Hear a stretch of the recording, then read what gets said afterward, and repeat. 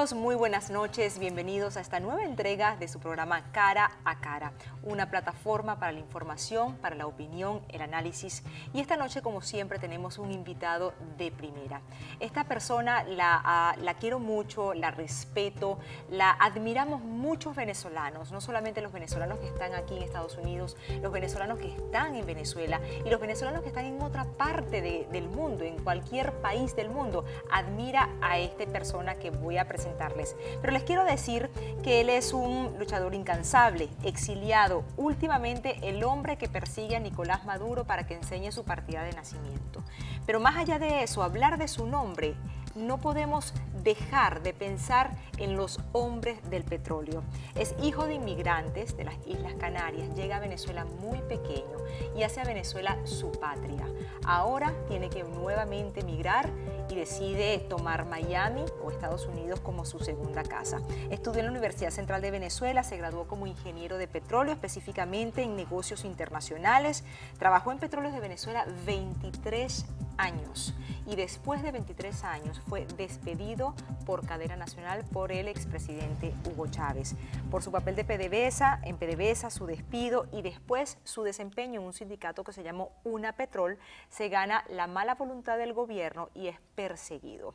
Es por eso que ahora lo encontramos aquí en Miami y es secretario adjunto de la Mesa de la Unidad Democrática en la ciudad de Miami. Buenas noches, Horacio. Oye, buenas noches, Natalie. De verdad, mira, ya empecé a tartamudear, ¿no? Muy bellas tus palabras, sí, te lo agradezco muchísimo. Y te las digo de corazón. Has logrado muchísimo. Cuando yo supe, porque, bueno, siempre pensé que eras venezolano, te voy a ser sincera. Sí, Cuando soy. empecé a hacer la tarea y supe que eras inmigrante y que ahora nuevamente migras, que tú hiciste a Venezuela, oye, nuestro país está construido de inmigrantes, ¿no? Pero eso es un tema que vamos a tocar después. Sí. Yo en este momento te quiero preguntarte, tú últimamente tienes una lucha y es demostrar la nacionalidad del actual presidente de Venezuela, Nicolás Maduro. ¿Crees que esto vaya a resultar en algo? ¿Crees que realmente vaya a traer el resultado que mucha gente espera? Bueno, yo creo que lo importante aquí es que se sepa la verdad.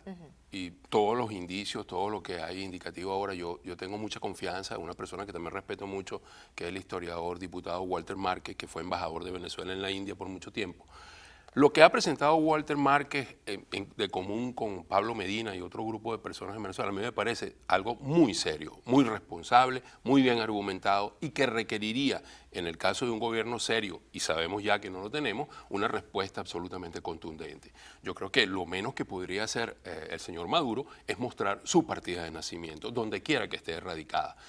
Yo tengo la percepción, más allá de lo que pueda suceder, de que definitivamente si no lo muestra, aunque mucha gente diga que ya la tiene preparada, que no la muestra porque es algo distractivo, yo creo que no la puede mostrar de todos los problemas que existen desde el punto de vista de la inseguridad, la escasez, la inflación, etcétera, etcétera, etcétera. También hay una suerte de inestabilidad política. Y ese tipo de cosas, sumadas a otros hechos que han ocurrido recientemente, como básicamente la entrega de la plataforma de Guyana, comienzan a haber ruidos de sables en los cuarteles que preocupan no solo al gobierno, me preocupan a mí también. Yo comparto la tesis de Enrique Capriles de que lo peor que le podría suceder a Venezuela en este momento es un golpe de Estado, porque la gente siempre piensa que el golpe de Estado lo dan los buenos. Entonces, ay, sí, un golpe de Estado y dentro de 2 meses vamos... No necesariamente es así. Así que yo sigo pensando como demócrata que este tipo de presiones, sumados a lo que por otros caminos se están dando, lo que están buscando es que en Venezuela comience a abrirse paso de la verdad. Y si el señor Maduro definitivamente no es venezolano por nacimiento y tiene las 2 nacionalidades, sencillamente no puede ejercer la presidencia de la República. Y yo creo que eso es un tema que tenemos que abordar con mucha seriedad. ¿Qué está haciendo la Mesa de la Unidad? ¿Qué estás haciendo tú específicamente dentro de la Mesa de la Unidad para tratar de solventar esta situación? Bueno, dentro de la Mesa de la Unidad no es mucho lo que podamos hacer desde claro, aquí. porque también están desde acá, claro, pero también ustedes están trabajando con gente dentro de Venezuela. Efectivamente, y esto es lo que se trata también de buscarla sensibilizar, de hacer entender, de hacer comprender a las diferentes comunidades, a las diferentes culturas. Esta es una ciudad, el sur de Florida es multiétnico, definitivamente multicultural. Y yo creo que acá hay una gran cantidad de latinoamericanos cuyos países atraviesan situaciones muy delicadas porque tienen la democracia en riesgo. Por ejemplo, yo pienso que los colombianos en este momento tienen una democracia en riesgo. Definitivamente creo que hay una influencia importante a través de diferentes mecanismos que se están ejerciendo desde La Habana, Caracas hacia Bogotá, y eso es algo importante. Sensibilizarlos en decir, ¿es o no es colombiano Nicolás Maduro? Esa es una respuesta que también el gobierno de Colombia, también los connacionales colombianos tendrían que ayudarnos a resolver. Igual hay otras situaciones que podríamos llevarlas a los bolivianos, a los ecuatorianos, los nicaragüenses, los hondureños, los panameños, países que definitivamente se encuentran en este momento en una situación no muy clara y que yo creo que sería pertinente buscar el camino democrático. Y que definitivamente eso puede traer una consecuencia no solamente política, económica y social. Y tú has sido bastante claro, me parece a mí, en las relaciones que tiene el actual presidente de Venezuela con la gran cantidad de esos vínculos comerciales que estableció, muy mal, dicho sea de paso, el expresidente Hugo Chávez, y que ahora Nicolás pretende continuar o pretende mantener, pero se le hace muy difícil. Y aquí entonces cabe la pregunta de lo que tú señalabas, la entrega de la industria petrolera, la entrega de nuestras finanzas, de nuestra economía en manos de otros gobiernos. Mira, quizás, Natalie, muchos venezolanos no entiendan correctamente o en su magnitud correcta lo que está sucediendo. La hipoteca que se ha hecho sobre la industria petrolera me hace llevar y decir una conclusión, que es que si esta fuese una industria privada, tú tendrías que declararla en quiebra, en bancarrota. No hay forma de que en el camino que vamos esto pueda recuperarse. De modo que si los venezolanos queremos tener futuro, nosotros tenemos que hacer un cambio político urgente en Venezuela que permita un cambio también en la forma de abordar, en la forma de gerenciar la industria y que definitivamente busquemos alguna posibilidad de tener un futuro, porque por el camino que vamos en muy corto plazo eso no va a ser posible.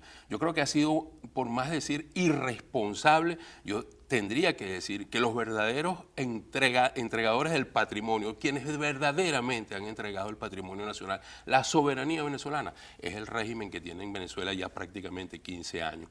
Nunca como antes la industria petrolera había estado tan privatizada como hoy. Y además de esto, privatizada con empresas privadas, pero también con empresas estatales que ocupan un espacio en Venezuela. No solamente son chinos, rusos, bielorrusos, vietnamitas, malasios, ahora también hay uruguayos, paraguayos, o sea, de todas las nacionalidades tú las puedes conseguir. Y una influencia tremenda desde el punto de vista de Cuba. Cuba tiene 65 campos en Venezuela. Los cubanos, que definitivamente tienen un país que nunca ha podido producir más de 50.000 barriles por día. Entonces, ha sido una entrega tremenda, definitivamente. Cuando comiencen a salir los documentos de todo el despilfarro que este gobierno ha hecho con relación a Cuba y a muchas naciones del Caribe, Petrocaribe, bajo la opción de entregarle crudos y productos, lo único que están haciendo con eso, o han hecho con esto, es usar esa geopolítica del petróleo para extorsionar, para chantajear y para garantizarse unos votos en la OEA para poder continuar su camino. Y eso lo han hecho a costa de la entrega del patrimonio nacional. Yo te podría decir, sin que me tiemble el pulso, que cuando empecemos a buscar las cuentas, no vamos a encontrar por lo menos 200.000 millones de dólares. No los vamos a encontrar, porque hay otro despilfarro que está identificado, pero hay unos que ni siquiera se sabe. Un ejemplo muy rápido para los televidentes. Cuba se envían 105.000 barriles por día. El convenio original decía 53. Con 53 alcanzaba para el abastecimiento nacional, de acuerdo con la producción que ellos tenían y lo que iban a recibir. Se le están enviando entonces 52.000 barriles diarios más de lo que necesitan. ¿A dónde van esos crudos y esos productos? Se venden en el Caribe, todo el mundo lo sabe, se venden desde Panamá, lo venden desde Panamá a agentes cubanos que comercializan ese crudo en el Caribe. ¿Ese dinero se entera al Banco Central? No se entera al Banco Central. Sale de Venezuela y se le entrega a Cuba a través de un convenio y eso queda allí. ¿Y entonces por qué en Cuba hay una oficina de PDVSA y una oficina del Banco Industrial de Venezuela? Porque sencillamente allí es donde llega, pero nunca llegan aquí. Entonces, 52.000 barriles por día, multiplíquelo por 365 días y multiplíquelo por $100. Y ese chorro de petróleo, ese chorro de dinero, este despilfarro del que tú hablas, definitivamente puede ser un detonante para una explosión, para Una explosión, me refiero a una explosión social, una explosión política. Pero ¿por cuánto tiempo más? Tú eres un hombre de gerencia. ¿Cuál es ese futuro cercano que tú le ves? Bueno, una empresa que por muchos años, desde 1976 hasta el año 98, mantuvo como tope de endeudamiento los 5.000 millones de dólares y que hoy en día tiene un endeudamiento reconocido, porque hay otras cosas no reconocidas, que ya supera los 40.000 millones de dólares, ya comienzas a sentirte una gran preocupación. Pero si además de esto tú ves el deterioro que existe desde el punto de vista de la producción, que no se han incorporado nuevos campos exploratorios, que la faja sigue siendo un cuento chino porque todos los días se repite y no se hace, que se destruyó la urimulsión, que las refinerías cada día están peor, que alcanzan el 60% de su capacidad efectiva, que no se ha incorporado ni una sola molécula de gas en el Producto Nacional, que importamos gas, que importamos gasolina, que importamos diésel, que se contrabandea, que se regala la gasolina en el territorio nacional, porque esa es otra cosa que tú no puedes comprender. Nosotros exportábamos gasolina a los Estados Unidos y a otros países. Hoy en día importamos gasolina de los Estados Unidos, pero no solo eso. La compramos a $130 el barril de gasolina, más o menos ese es el equivalente, y la vendemos en el territorio nacional a $2 el barril. O sea, cada barril que se vende en el país está perdiendo el Estado $127. Pero no es eso todavía, sino que muchos de esos barriles que llegan no se quedan en el territorio nacional, se van por los caminos verdes. Y verdes lo digo por uniforme y por los caminos verdes, por las dos razones, hacia Colombia, hacia Brasil, hacia Guyana, y algunos salen en gabarras hacia el Caribe. Definitivamente es un desangre lo que está ocurriendo, pareciera que no les duele a nadie. Entonces, yo sí creo que dentro de los sectores populares esto se ha venido sintiendo por dos razones importantes, porque en el país no hay divisa y Venezuela es un país que se mueve con las divisas que entran. Yo creo que para nadie es un secreto que no hay forma de que tú puedas comprar alimentos en el exterior porque eso no se compra en bolívares. Tú no puedes comprar medicinas en el exterior porque eso no se compra con bolívares. Tú necesitas dólares. Y los no, es que el bolívar no dólares, sirve en ninguna otra parte. El único proveedor de dólares es Petróleos de Venezuela. Y Petróleos de Venezuela, su gran volumen de exportación que antes venía al mercado premium de los Estados Unidos, hoy se va 600.000 barriles a China, otros tantos barriles a Bielorrusia, otros tantos barriles a Petrocaribe, y eso no regresa en dinero, regresa en especies. Tenemos que hacer una pequeña pausa. Al regreso vamos a seguir hablando un poco de esta comparación, la industria petrolera de antes, la industria petrolera de Chávez, la industria petrolera de Maduro, la que tenemos en este momento. Y un poco también, ¿cuál es tu posición como gerente? ¿Qué fue lo que pasó durante todos esos días en que los hombres del petróleo protagonizaban las noticias en Venezuela? Pero ¿qué estaba ocurriendo realmente atrás? Veíamos tus caras, tu preocupación, pero atrás, ¿cómo se desangró nuestra industria del petróleo, PDVSA? En ese momento. Eso va a ser al regreso de comerciales.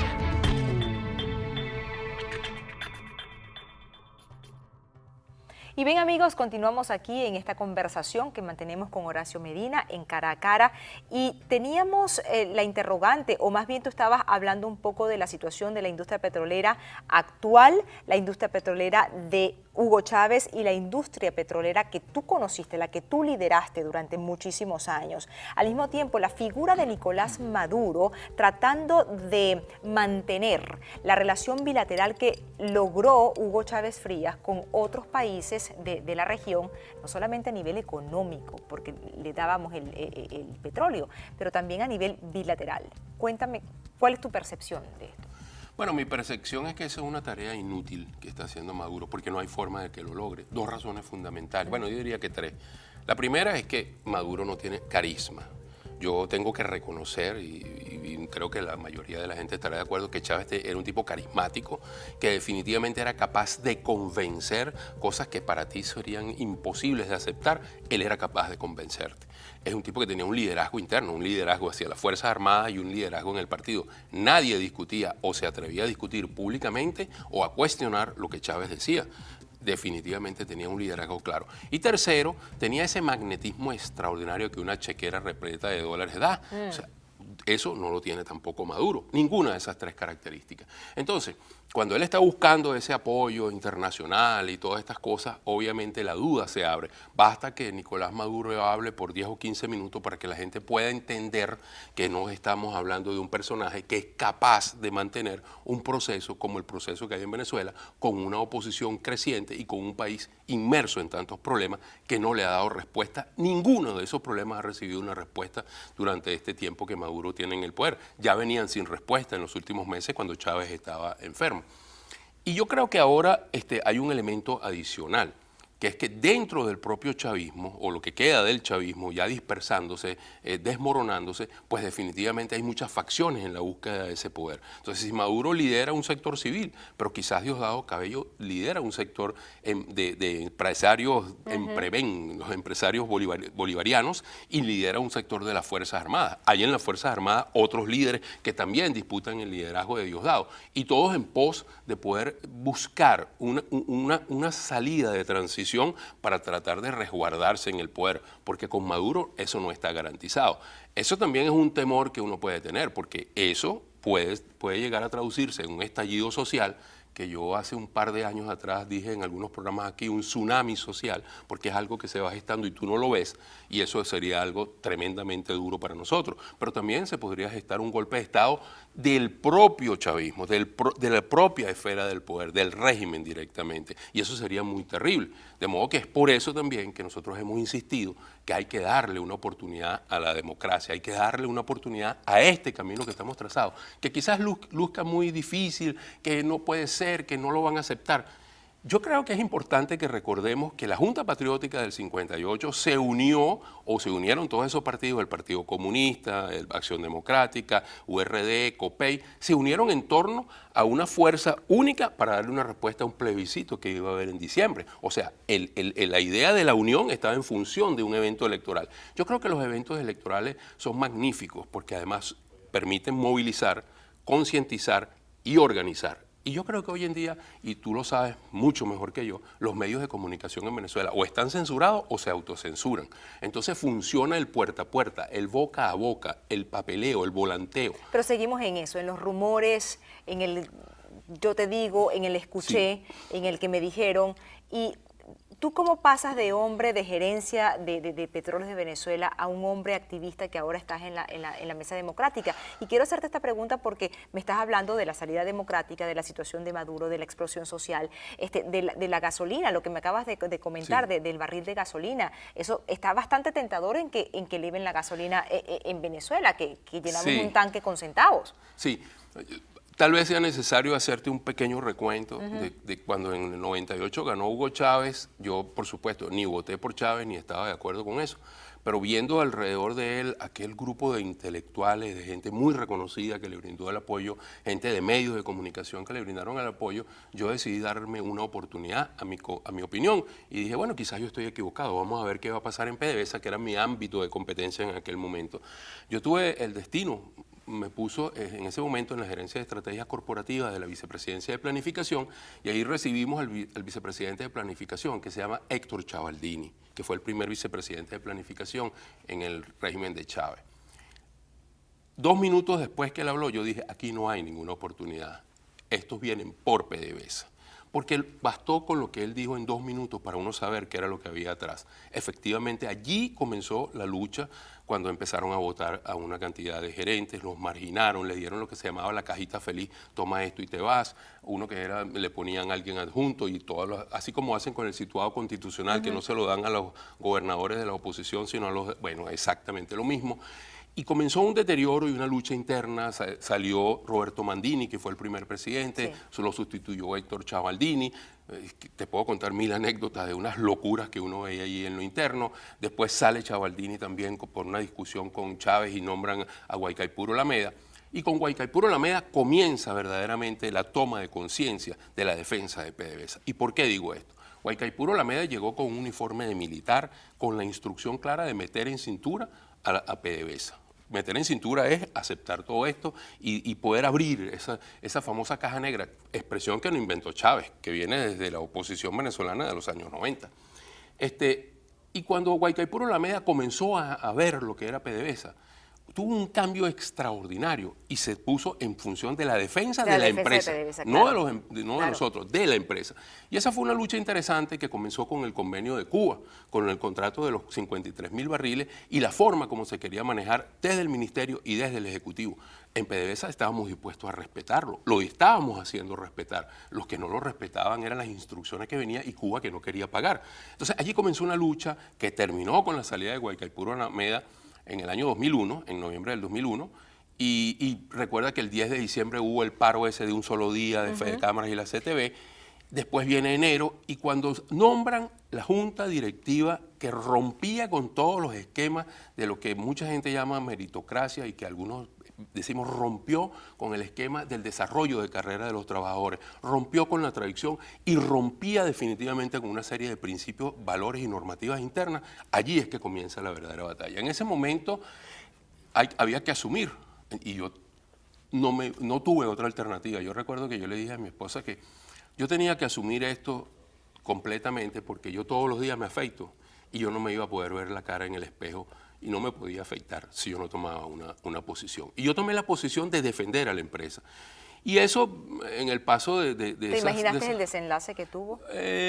Al principio no, pero ya cuando el mes de marzo había avanzado y nos acercábamos al mes de abril del 2002, yo tenía la sensación de que algo muy fuerte iba a suceder.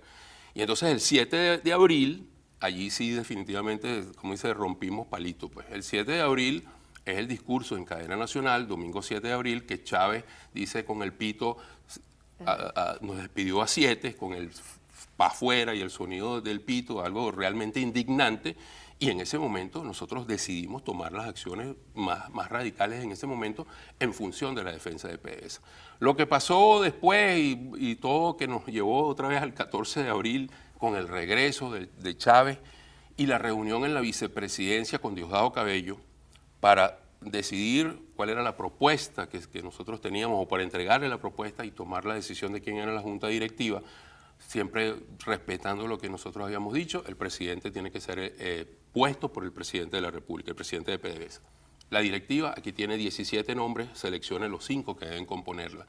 Y fue muy duro eso y a partir de ese momento también tuvimos el convencimiento de que esto no había terminado, que era un episodio que había que continuar. De allí vino la formación que tú mencionabas de 2 organizaciones. Una organización, Gente del Petróleo, que estaba dedicada a los contactos con la sociedad civil, que en aquel momento fue presidida por Juan Fernández, hoy en día está Eddie Ramírez, y Una Petrol, que era un sindicato que también fue una de las decisiones más trascendentales que yo he tomado en mi vida.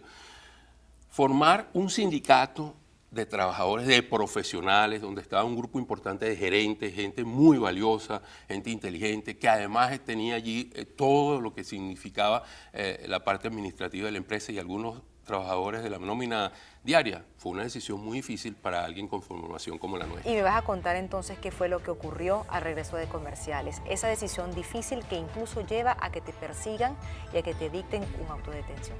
Ya regresamos.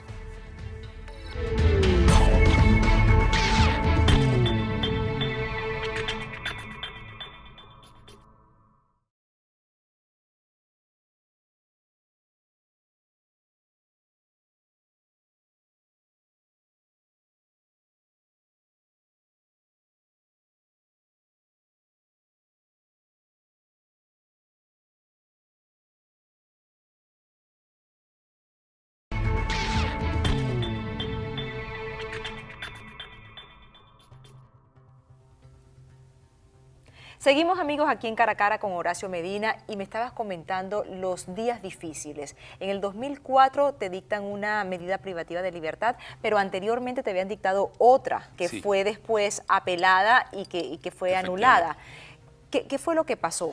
Bueno. Esos días en que te conviertes, en que sales de tu oficina de PDVSA para relacionarte ahora de una manera activa, política y social con Bueno, fíjate, hay dos cosas importantes. Tomar la decisión de conducir una Petrol fue una decisión compleja porque lo que significaba un sindicato dentro de una empresa como era PDVSA, ¿no? Claro.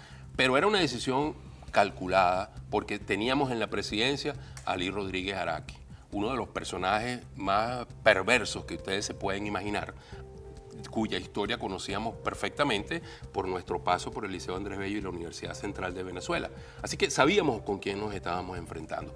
Todo ese tiempo fue muy duro. Recuerden que en el año 2002, desde el 10 de junio, hubo marchas y manifestaciones todos los meses, vino los hechos de la Plaza Altamira, la desobediencia civil, las firmas que no llegaron, la manifestación de octubre pidiéndole a Carlos Ortega el paro cívico y todas estas cosas.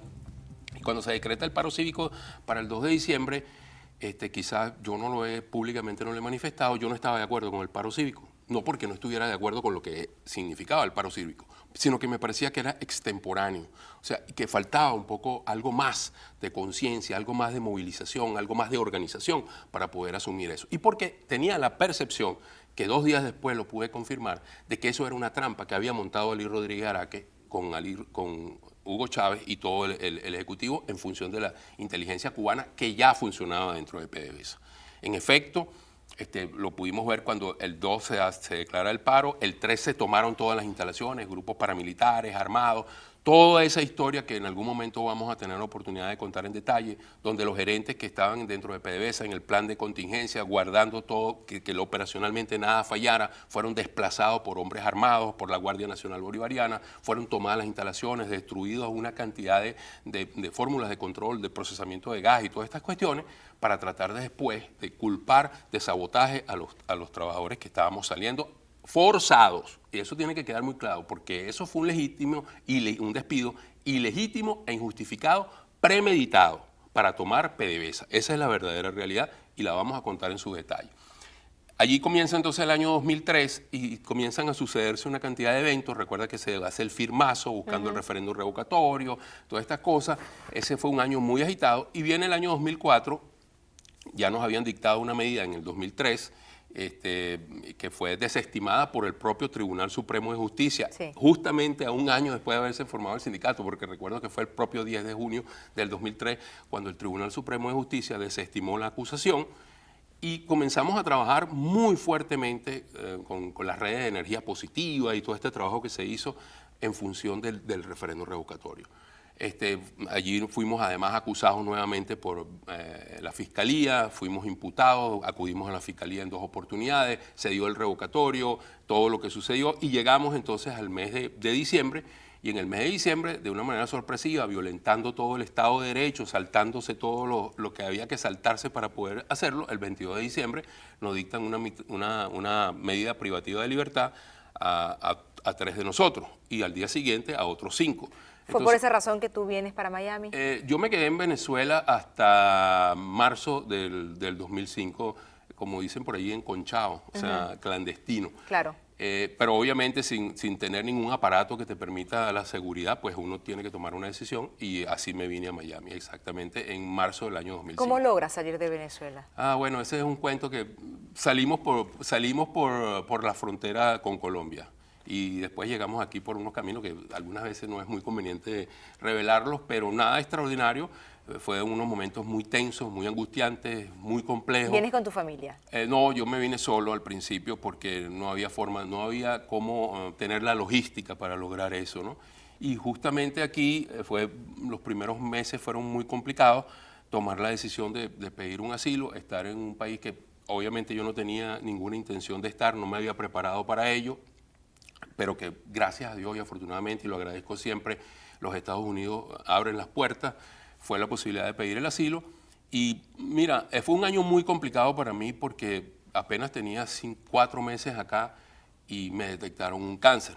Entonces, Recuerdo imagínate. que te veía en esa oportunidad. Imagínate, o sea, recién llegado, pidiendo asilo, con esto, sin los recursos. O sea, fue muy, muy complejo ese año, quizás el año más difícil que me ha tocado vivir.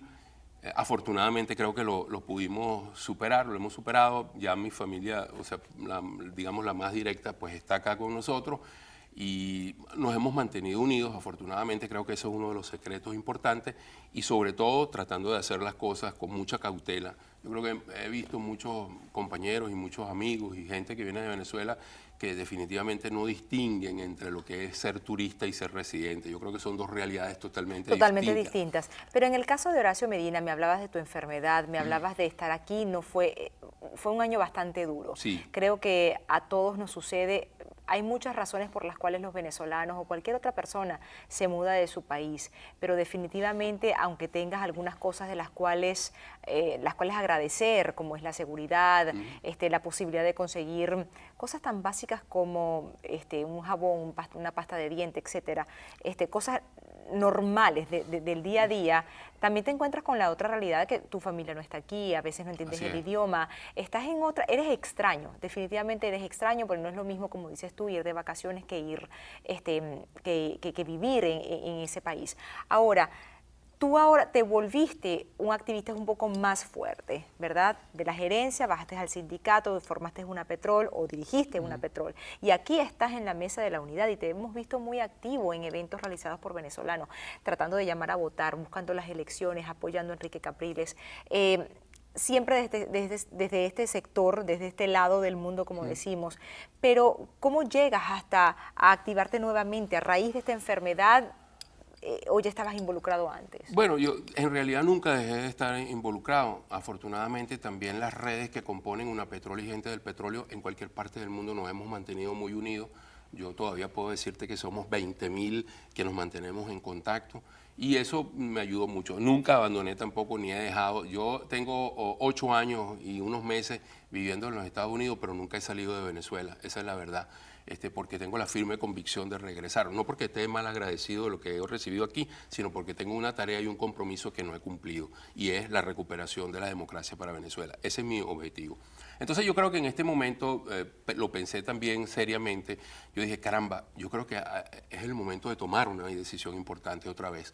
Aquí hay una gran cantidad de venezolanos que dicen que no se sienten exilados, que ellos no vienen por razones políticas. Yo creo que el concepto debe ser cambiado. Yo los invito a reflexionar sobre un concepto del desplazamiento forzado. En Venezuela hay un desplazamiento forzado. Porque hay mucha gente que viene, ¿por qué? Porque en la frontera le cobraban vacuna a la guerrilla, le quitaron las tierras, les expropiaron las empresas. Porque se sintieron amenazados por cualquier Exactamente, aspecto. por la violencia, por la falta de oportunidades de los jóvenes, porque la educación viene en franca decadencia, porque quieren otras oportunidades. Ese es un desplazamiento forzado, porque tienes un régimen que se ha convertido en un estado forajido que definitivamente desatiende todas estas posibilidades. Esa es una. La segunda, que yo dije, caramba, también hay algo importante. Nosotros tenemos que levantar las banderas con mucha más fuerza con relación al consulado. El consulado fue una decisión política que tomó el gobierno de Venezuela, el régimen de Venezuela, pero es una decisión que va más allá de lo político para los venezolanos. El consulado no es para ir a votar solamente. Claro. El consulado tiene otras funciones primordiales. Y tenemos derechos consulares que no tenemos los venezolanos. Entonces, que estamos acá. Cuando uno comienza a ver esto, yo dije, tenemos que buscar una oportunidad. Y creo que hace falta una renovación, sin el ánimo de criticar nada. Yo creo que si el niñito comenzó a caminar, ahora hay que hacerlo correr y lo antes posible. Entonces puse, digamos, mi voluntad de integrarme a la mesa con la mayor disposición de hacer un equipo, con la mayor disposición de ver hacia adelante, de organizarnos, de atraer a la comunidad, de participar con la comunidad en muchas otras soluciones de sus problemas. Yo creo que no solamente lo político es lo que determina la función primordial de la MUD, es esa aquí en el exterior, pero en el exterior tenemos otras funciones importantes que significan organizar a la comunidad. Cuando Enrique Capriles dijo que él se quería mandar unos barcos a llevarse a la gente y que todo el mundo quiere regresar porque Venezuela somos todos, cosa que comparto plenamente. Yo tuve la oportunidad de decirle, en Venezuela todos queremos regresar, por lo menos una gran mayoría, pero hay algunos que van a diferir su decisión, porque regresar a ese país en las condiciones que está hoy en día no es una decisión fácil. Claro. Si fue difícil tomar la decisión de salir, yo creo que es más difícil tomar la decisión de regresar. La mía está tomada hace mucho tiempo. Tenemos que hacer una pequeña pausa y justamente sobre esa decisión de regresar, yo quiero que me hables qué es lo que tú quieres revivir en Venezuela, cuál es tu misión y si, como dice el gobierno de Nicolás Maduro, una de tus intenciones es desplazar a los que en este momento están en PDVSA. Ya regresamos.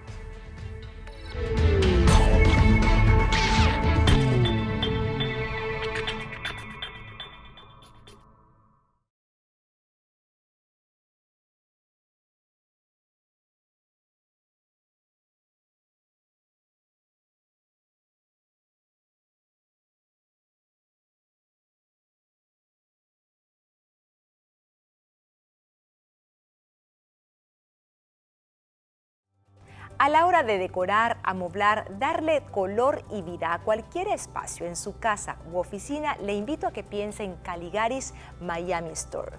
Caligaris es una tienda que le ofrece lo mejor del diseño y la elaboración italiana en sillas, mesas, sofás, juegos de cuarto, de comedor, accesorios y mucho más. Por 90 años, Caligaris ha sido excelencia en la elaboración de piezas para su hogar. Caligaris ahora está aquí también en Miami, donde tienen la oportunidad ustedes de acudir para disfrutar de lo mejor en asesoría de muebles y decoración. Caligaris Miami Store.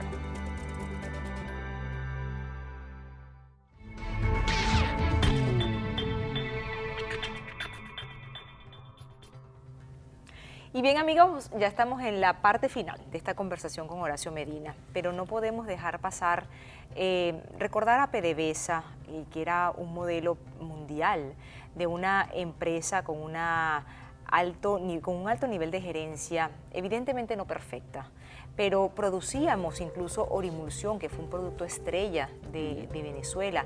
Actualmente no tenemos nada. Tú me estabas comentando durante el corte la gran cantidad de venezolanos de la PDVSA de antes que se han ido a otros países y que están haciendo que crezca la industria petrolera de otros países.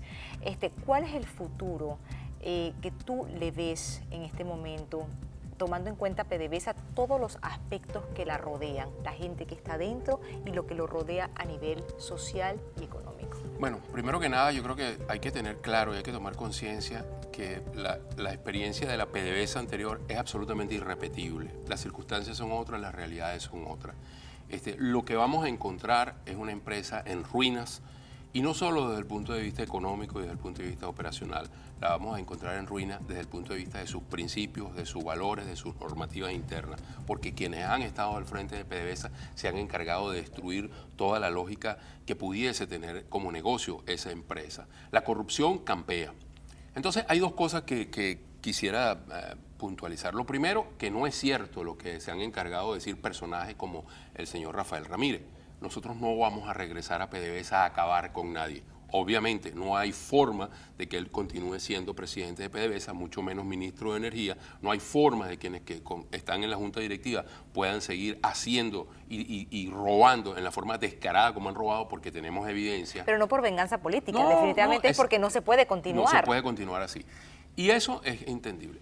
No hay forma además de que alguien me pueda convencer a mí de que yo voy a hacerle a los demás lo que me hicieron a mí, porque eso no es lo que tengo planteado. Por lo contrario, yo creo que hay que tener clara conciencia de que dentro de Petróleos de Venezuela hay un grupo importante de jóvenes y de gente que ha entrado en la empresa, que se han graduado en las mismas universidades que nos graduamos muchos de nosotros, universidades venezolanas, altamente capacitados. Ellos necesitan un proceso de reeducación corporativa para poder entender que en esa empresa hay normas, hay principios y valores que deben ser respetados, que el desarrollo de carrera sea nuevamente uno de los objetivos de alguien que entre a trabajar en PDVSA. Obviamente habrá que llevar algunas de esas unidades de PDVSA de línea blanca, PDVSA vivienda, esos tendrán que ir al ministerio o al ente o la organización gubernamental que le corresponda. Y creo que Petróleos de Venezuela tiene que comprender además que tiene ciertamente una labor social que adelantar, que antes se hacía. Lo que pasa es que muy mal hecho desde el punto de vista de que no se cacareaba lo que se hacía, no se informaba lo que correctamente se hacía desde el punto de vista de la inversión social, pero siempre se ha hecho. ¿Hay que hacerla más? Sí. Y la gente pensó, y por lo menos Hugo Chávez vendió la idea de que ustedes efectivamente nunca colaboraron. La vendió porque nosotros no hicimos la tarea de decirlo, de informarlo, y ese es un error que hay que corregir.